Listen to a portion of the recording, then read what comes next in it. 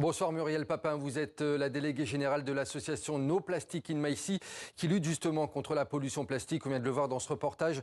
Le plastique et notamment les microplastiques, ce sont de véritables fléaux pour les écosystèmes mais aussi pour notre santé. Tout à fait.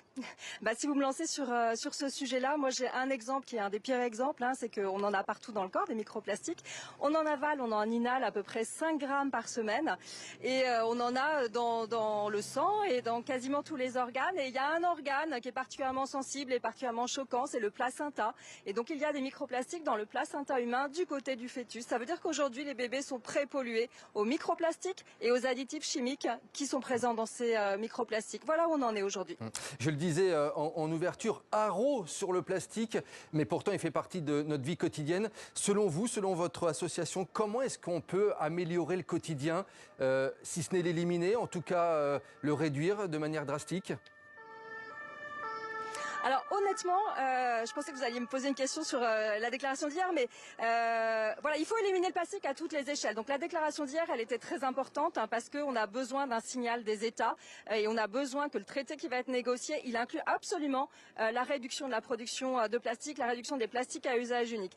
Après, on peut agir à toutes les échelles. Et vous avez raison, les citoyens peuvent agir. Réduire le plastique de son quotidien, réduire les plastiques à usage unique, c'est pas si compliqué. On en prend un premier, c'est l'eau embouteillée. Voilà, vous regardez d'ailleurs, les produits les plus vendus en supermarché en France, ce sont quasiment que de l'eau et des boissons embouteillées en bouteilles plastiques. Et ça fait 15 milliards de bouteilles plastiques par an en France. Ça, on peut très facilement l'éliminer, par exemple, mais vraiment facilement.